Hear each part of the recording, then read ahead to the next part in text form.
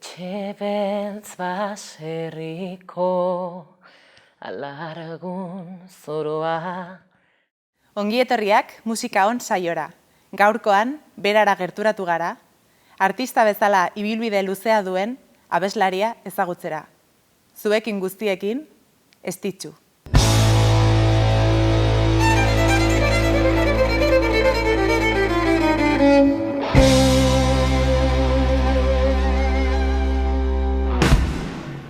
Gizonen mundua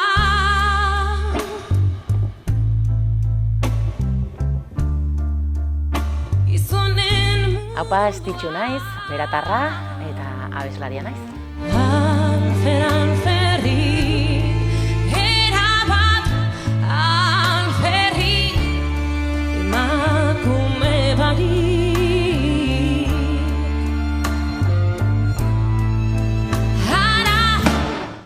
Bueno, Estitxu, guretzako plazerra da zurekin egotea, eskerrik asko gurekin tarte hau konpartitzera animatzeagatik. Eskerrik asko zuri. Eta, bueno, galetu nahi nizunea txiki-txikitatik datorkizun abesteko zaletasuna, badakigu haurtzaroan ere edo gaztetasunean akordeoia jotzen zenuela, eta, bueno, konta iguzu pixkatxo bat nola hasi zinen.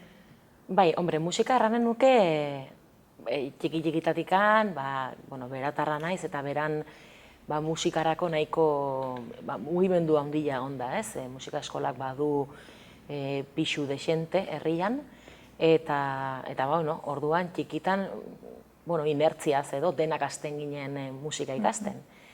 Eta gustu hartu nion eta konturatu nintzen horrekin disfrutatzen nula gehien, ez? Baina bai egia da, eta akordioakin hasi nintzen zukerran bezala, kantatzen akaso, berandugo. Nuke erranen txiki-txikitatik abestea edo gustatzen zitzaidanik, baizik eta ja gaztetan, poliki joan nintzela hori deskubritzen, ez? Eta hori hasi izan nintzen ikastolakin joaten ginenean Nafarroko kantu txapelketara. Horra joaten ginen lagunak. Eta urtero joaten ginen, ikastolako musika irakasleak prestatuta. Eta bertan izaten ziren kategoria diferenteak, taldeka, bikoteka, bakarka. Eta gu beti taldean joaten ginen, baina urte batean, arditzen ez komentatu niola musikako irakasleari, gustatuko litzakela bakarka joatea, probatzea, ez? Eta oso emaitza ona lortu nun, horren harira urte berean ja bete nuen, hori 14 urtekin zen, baina urte hortan bertan ja bete nun adina helduen txapelketara joateko, eta orduan urte berean bietan parte hartu nuen, eta helduenean ere irabazi egin nun, eta horren harira deitu zidaten Egan taldetik. Eta 15 urtekin sartu nintzen Eganen, eta orduan nik erran nuke pixkot hola hasi zela. Eganen hasi zinen, baina gero beste talde batzuetan egon zara, ibili izan zara, proiektu ezberdinetan. Kontatuko diguzu pixkatzen izan den abeslari bezala izan duzun bilakaera? Bai, Eganen sartu nintzen, akordeoia jotzen nuenez, sartu nintzen teklatuan eta koroak egiten. Eta egila da, izan duzela hori nire lehendabiziko esperientzia, baina aldi berean izan zen sekulako eskola niretzat. Urte terdin edo nintzen Eganen, edo ez dakit urte terdira ailetu zen ere, eta 80 kontzertu egin dituen eurekin. Orduan, eta, karo, kontzertu bakoitza 6 bat ordukoa, azkenan erromeria hori da, ez? Orduan, sekulako eskola, 15 urtekin, pentsa, goindikan, debatxe lauen nengon sartu nintzenean, batxillergora pasatzeko. Eta gero nintzen bertze erromeria talde batean, Iratxon, eta, gero erromeriak utzita, bai unibertsitatean nengonean edo, Josetxo Goiaribek deitu zidan, saxofoi joleak, diska bat prestatzen ari zela eta abeslari bat behartzula. Eta orduan hor bai izan zela niretzako sekulako nobedadea, ez? Azkenean erromeriak utzi eta gauzako jasa egiten du Josetxok. Orduan jasean sartu nintzen diskatarako lehendabiziko aldia, nik diska grabatzen nuna, gainera elkarren grabatu genuen, solako estudio potentea, eta hor, uken ditu 19 urte. Orduan, hor, ja hasi nintzen, ez, bertze gauza batzuk egiten, eta gerora, etorri ziren, gero danbakin ibili nintzen, nire estilotik guztiz aldentzen den estilo batian, baina, talde handia zen, musikari pila ginen hor, eta Ilarran Kriston esperientzia polita gordetzen dut, agitze erlazio politak egin ginitudako gure artean. Eta, trikitaken ere bai erromeria batzuk egin ditun, denbora motxa izan zen, eta gero aritu naiz kolaborazio diferenteak egiten, disketan kolaborazio diferenteak egiten, eta telebista egin dut bastante, bai. Osea, musika estilo ezberdinetan aritu zara? Bai. Ze musika estilo jorratu dituzu horrela? Izendatu beharko bazenitu? Bai, telebistan aritu naizen guzietan euskal musika, eta jendea honitzek horrekin lotzen hau, telebistan ikustiaz, euskal kantuak eginez. Gero egin ditudan kolaborazioak eta Peitikin eta hor ja bai hurbiltzen zen pixkoat nire estilora, ez? Eta aipatu dizudanean danba, hor musika latinoa, salsa, eta hori bai etzen nire estila, ez? Baina, agitz divertigarria nik primeran pasatzen nun, baina nire estilotik agitz urrun, bai. Zure estiloa zein esako zenuke dela? Nik erranen nuke azken batian ni abeslaria naiz eta nik musika ditzen dudanean nire belarria nahi gabe joaten da abeslarian ahotsera, ez? Bertze, igual gitarrista bat, igual gehiago fijatuko da gitarran, edo baterista bat gehiago baterian, ez? Baina niri belarra joaten zait ahotsetara, eta nik ahotsik niretzako ederrenak eta potentenak sumatu ditut musika beltzan, ez? Orduan, nik bai erran nuke nire estiloa hori dela, eta nire referentiak horiek izan direla, ez? Musika beltza. Eta hori zen galdetu behar nizun urrengoa goza, zeintzuk izan dira zure referenteak? Nik uste dut gaztetatik ja Aretha Franklin eta olako Whitney Houston, olako ahotsak, ez? Ahotsak. Eta gaur egun igual ja azten zara deskubritzen, ez? Musikari eta artista berriak, eta nik erranen nuke Nina Simone, Etta James, Mavis Staples, Beth Hart, gaur egun aktibo dagona. Eta zeintzu horretan, gaur egun aipatu beharko bazenitu musikariak, abeslariak, miresten dituzun artistak, aipatuko zenituzte? Bai, nik erran, guaintxe erran dizudana, Mavis Staples, uste dut, 82 urte ditula, edo lako zeuzer, eta urten, guain COVID-akin bertan bera gelditu zen, baina Bartzelonan kantatzekoa zen, 82 urtekin, hori ja, egiten duen musikaz aparte, hori ja iruditzen zen miresgarria.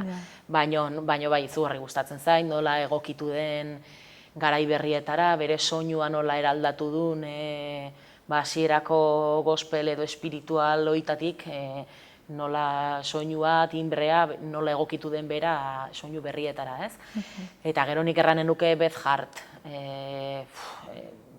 Da izugarria da, sekulako basapiztia, du sekulako ahotsa, eta jorratzen ditu pixkoat bluesa, rock and rolla, bai, nik uste dut guaintxe bertan ere referenterik handina Beth Hart dela erranen nuke. Eta lan egiteko, haietako zeinekin edo zeinekin gustatuko litzaizuke lan egitea, hola fantasia bat. Bitako edo zeinekin, izango litzake Jesus, izugarria. Eta gertutasunean, Nafarroa mailan adibidez, artistaren bat nabarmenduko zenuke? Talderen bat edo... Hombre, beraterra naiz eta beti galdetzen digute, ez? Pasatzen da beran, ez? Nik erranen nuke batez ere azken urte hauetan musikari dexente, ez? Ateri direla, ez dakit, pixkoak kezkatuak gaude ezote dagon gerora jarraipen handirik edo, baina, oraintxe bertan aktiboan beratarra unitz, ez dago, eta aipatuko nizuke edozein, baina, estiloagatik eta ez familiakoa delako, baina peti, bai, lehengusua dudalako, baina peti, nik uste dut nire estiloakin gehien hurbiltzen dena eta miresten dudana, eta berarekin kantatu dudanean izugarri gustora egin dudalako, peti, bai. Eta aipatzen duzularik, nola ikusten duzu gaur egun sorkuntza artistikoaren arloa? Zein baldintza ikusten dituzu dauzkazuela, ez? Arlo horretan lan egiteko. Aipatu duzu adibidez batzuetan jarrikortasuna emateko ere zailtasunak ikusten dituzuela. Zergatikan eman leike edo ze komentatuko zenuke horren inguruan? Bai, egoera nahiko kaskarra bazen eta larria bazen oraintxe bertan agitzaila ez. Agitzaila. Eta musikari pila daude, musikari, teknikari, izugarri gaizki pasatzen ari direnak, ez. Zer boltatzen dugun faltan, nik uste dut, zuk aipatu duzun jarraikortasun hori eta egonkortasun bat, normaltasun bat, azken batean, kontzertu bat dugunean, seguridade soziala altan ematen digute, egun hortako bakarrik. Zegertatzen da aurretik dagoen lan guztiakin, ez? Zegertatzen da ensaioekin, sorkuntza prozesuakin, erran nahi dut diska bat prestatzeak, ez dakit, demagun urtebeteko lana dula atzean. Eta hor zuk izan duzun irabazi eta segurtasun bakarra izan da kontzertua eman duzun egun hortakoa. Baina atzean dagoen lan guztia ez da ikusten. Ez da ikusten eta ez da baloratzen. Orduan, gabezia hundiak, oraindik ere. Eta egoera guzti honekin, egilarran, ez nago kejatzeko moduan, sekulako suertea izan dugu guk, aritu gara lanean, konfinatuak egon ginen momentun ez, baina ja ateri ginenetik uda nahiko ona izan dugu guk, eta guain udazkena ere, nahiko itxaropentsu, ez dakit, baditugu data dexente eta orduan, pozik, baino egoera, tamalgarria.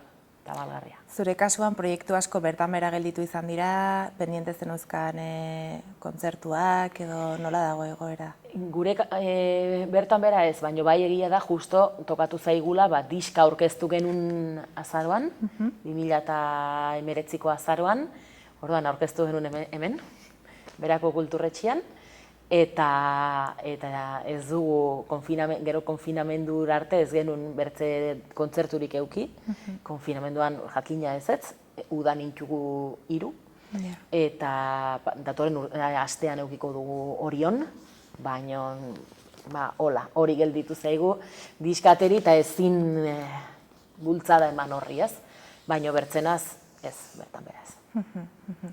Nola du izena zure azkeneko diskak? Haize gorri batek. Haize gorri batek. Eta zentzu horretan, konfinamendu garai horretan, balio izan dizu denbora horrek sorkuntzari denbora berezia dedikatzeko edo nola bizitu izan duzu? Bitu, egia erran, diska hau prestatziak lan dexente, ordu dexente kendu dizkit, kendu edo eman, baina aurkeztu ondotik behar nun olako lasaitasu bat, dena izan zelako agitze intensoa, ez? Eta konfinamendu garaian, ni irakaslea naiz, ogibidez, orduan konfinamendu garaian, ibili naiz gainezka, lanez gainezka. Eta sorkuntzarako denborari gabe, eta egiarra barbali badut gogo gutxikin. Neukan olako biharra baitare zentzu hortan pixkote lasaitzeko. Orduan ideia bai sortzen dire, eta joatentza referentzia batzuk eta apuntatzen eta gordetzen, baina lasai hartu nahi izan dut. Eta zentzu horretan galdetuko dizut, gaur egun zerk mugitzen zaituen, hainbeste proiektu ezberdinetan aritu ondoren, eta aipatzen duzu ere zure ogibidea beste badela, ez? Ematen du abeslari izatea ez dela nahikoa ogibidea izateko, lehen aipatu ditugun baldintzengatik. Hori da. Eta zentzu horretan, mugarik egongo ez balitz, zer egitea gustatuko litzaizuke? Zuk erraten duzuna musikatik bizitzea arruntzaila da, orduan, ogibidez irakaslea naiz, nire lana gustatzen zait, ni gustora nago, baina, hombre, musikatik bizitzea jakina gustatuko litzaidakela, ez? Baita ere bertzalde, orain aritu naiz, bueno, abeslari bezala martxan ditugu bi proiektu, bata diska eta bertzea Dama Beltzak izeneko proiektua, formato txikian eta emakume batzuei errekonozimendu txiki bat eginez, Dama Beltzak, eta bueno, pixko bat, Dama Beltzaken egiten duguna da emakume horiei olako omenaldi hitza gustatzen, errekonozimendua, eta kontatzen dugu pixko bat euren bizitza, ez?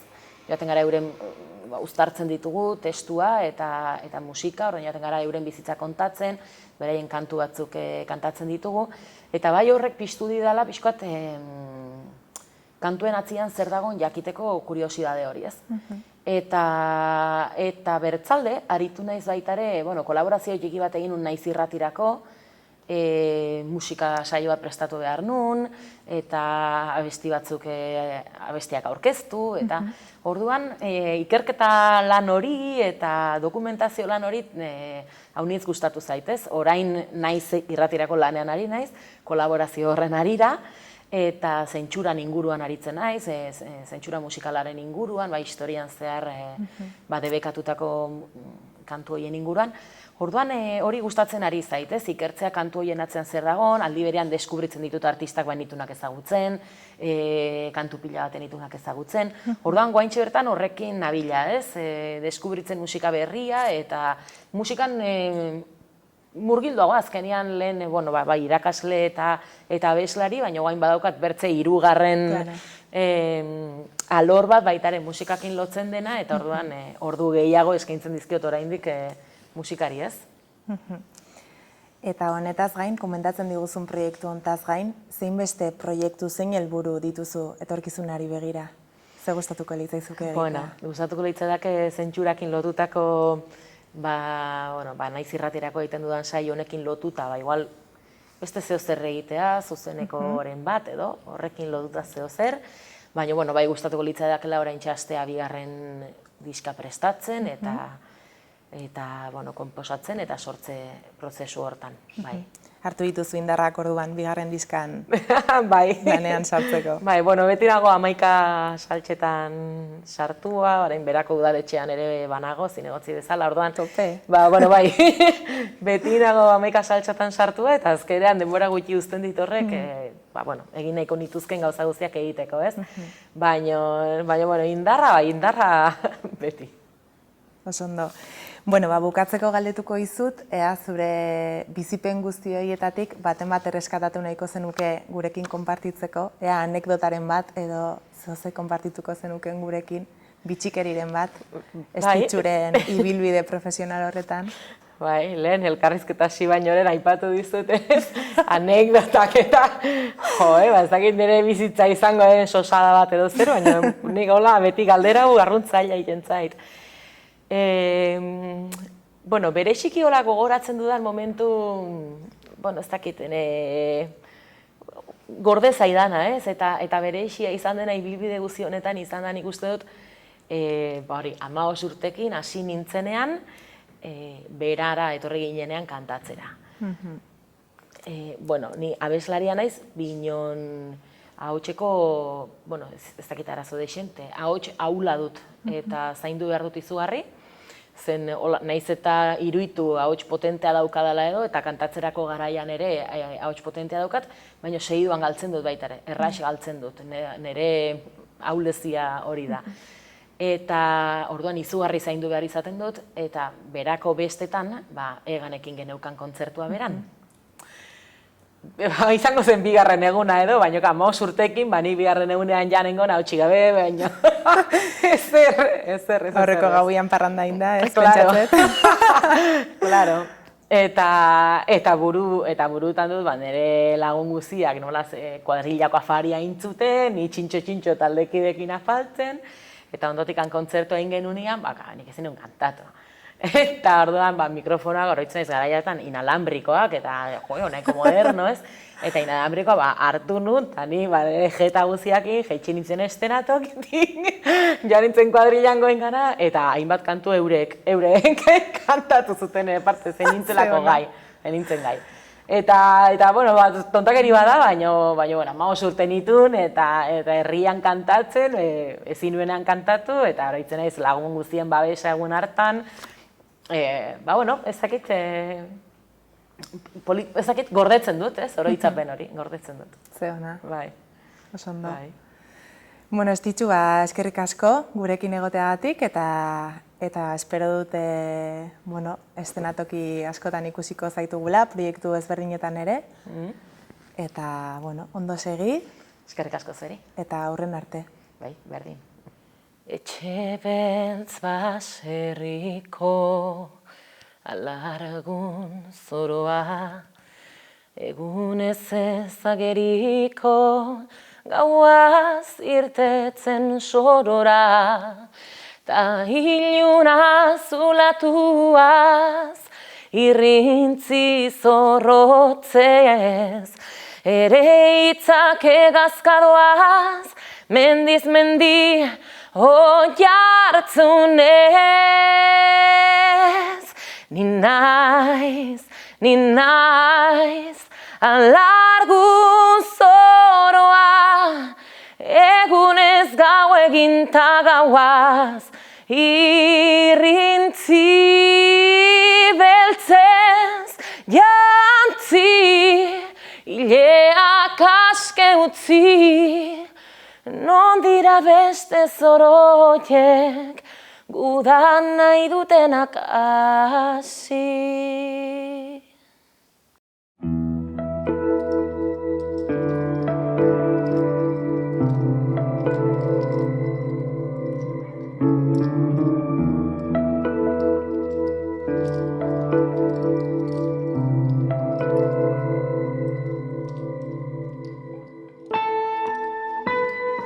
Etxe beltz baserriko alargun zoroa, egunez ezageriko gauaz irtetzen sorora.